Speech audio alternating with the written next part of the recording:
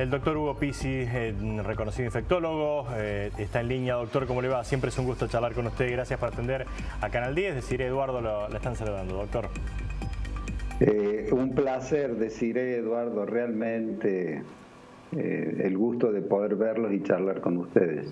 Bueno, muchas gracias, doctor. Bueno, doctor, a ver, ¿por dónde empezamos? ¿Qué novedades hay? Hay novedades, hay cambios. Uno lee permanentemente noticias de un lado y de otro, de distintas partes del mundo, sobre los avances de la vacuna, sobre si hay que testear más o hay que testear menos, si los asintomáticos contagian o no contagian, porque la propia OMS dice una cosa, 2 días después dice otra. Bueno, ¿cómo estamos parados? ¿Cuáles son las últimas novedades, doctor?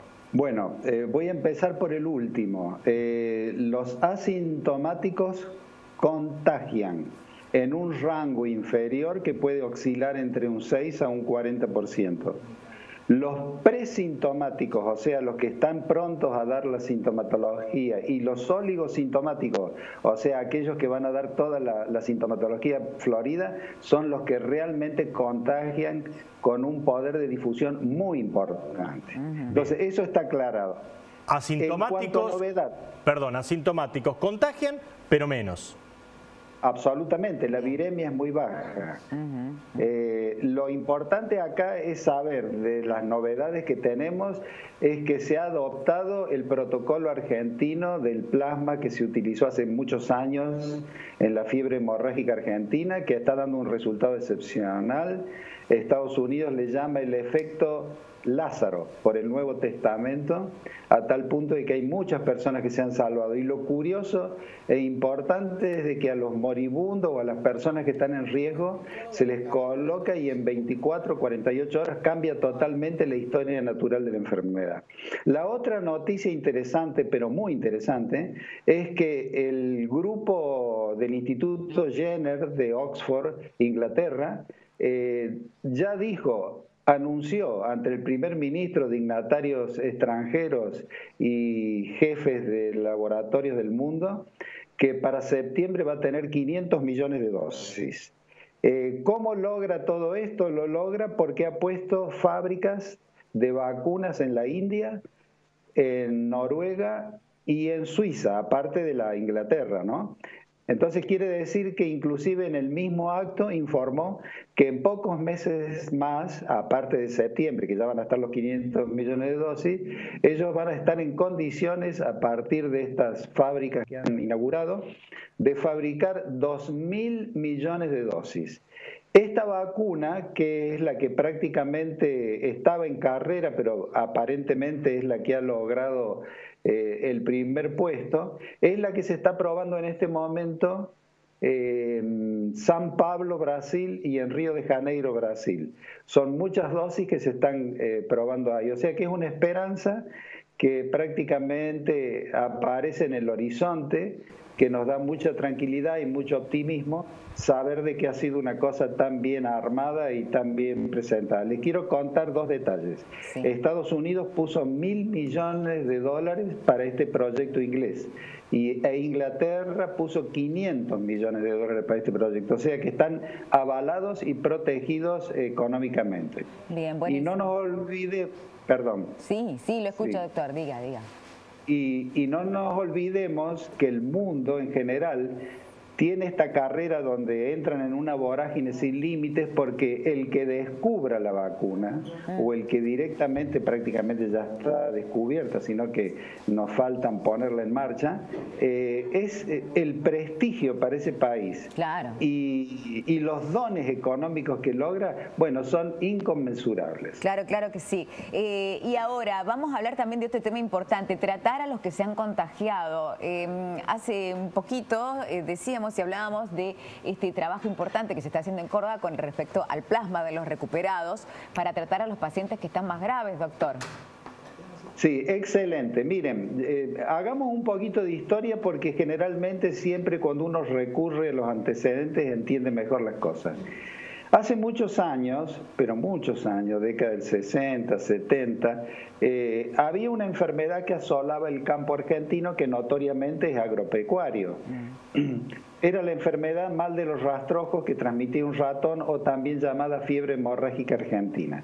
De cada 100 pacientes, productores agropecuarios y empleados y obreros agropecuarios, morían 30 de cada 100. Cuando se utilizó esto, se salvaron 27 de los 30 que morían. Entonces el mundo inmediatamente puso los ojos en este protocolo. Por eso lo pidieron en la epidemia del ébola, por eso se instituyó ahora y con un resultado realmente extraordinario, prácticamente igual que el que se utilizó y el que tuvimos en la época del mal de los rastrojos, prácticamente un 80, un 90% de éxito. Doctor, ¿cómo sería esto de que Córdoba pueda flexibilizarse aún más? Probablemente el viernes se haga el anuncio del gobierno de reuniones familiares. Tenemos transmisión comunitaria. ¿Por qué se daría esta flexibilización? ¿Por qué tomaría decisión el gobierno en ese sentido? Si estamos con transmisión comunitaria todavía.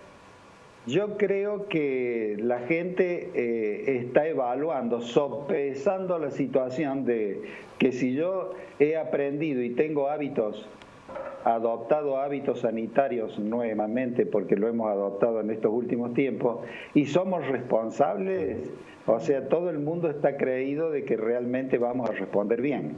Entonces es una forma de abrir un poco esto, flexibilizar, porque convengamos que nosotros estamos abocados únicamente al tema salud. La desesperación nuestra es que no haya muerte, pero hay una serie de connotaciones económicas y psicológicas que evidentemente la tendrán que tratar otros especialistas y manejarla, y yo creo que esta flexibilización ayuda muchísimo a eso. Por lo tanto, hay que apelar a la responsabilidad de la gente y acordarse de que esto no es que le pasa a los otros, esto nos puede pasar a cualquiera de nosotros, y es una enfermedad sumamente grave.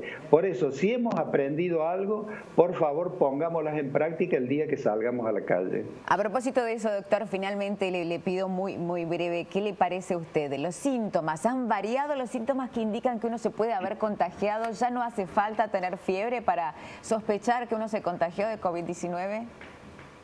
Deciré, presta atención a este detalle. Cuando las entidades científicas empiezan a hacer evaluaciones e inferencias estadísticas, evalúan todas las historias clínicas de todos los casos, de los miles y millones de casos que hubo. Entonces de pronto ven que no únicamente la fiebre era un elemento, sino que de pronto aparecía falta de olfato, falta de gusto, ya era suficiente, esas dos cosas. Entonces, no armamos prácticamente todo un número de síntomas y signos como para decir, este tiene. Ante esa eventualidad, aunque no exista fiebre, pero que haya dos signos llamativos, orientadores y propios, se implica hacer el testeo y ver qué es lo que pasa. Yo creo que simplemente son estudios estadísticos que nos van dando información, pero no es para preocuparse, al contrario, es para saber de que estamos mucho más hábiles en esto. Y quiero comentarles algo que es fundamental. O sea, que con toda la humildad del mundo, nosotros estamos aprendiendo, día a día estamos aprendiendo. O sea que así como ustedes están aprendiendo y ayudando a emitir conceptos sanitarios, nosotros todos los días tenemos cosas como, por ejemplo, que hoy ya totalmente se ha desechado la hidroxicloroquina, la ivermectina y demás, que prácticamente nunca dieron resultados, ¿no? Claro. Como siempre es un placer, doctor, charlar con usted y escucharlo. Muchísimas gracias por habernos atendido, muy amable. Un abrazo cariñoso, hasta pronto. Gracias.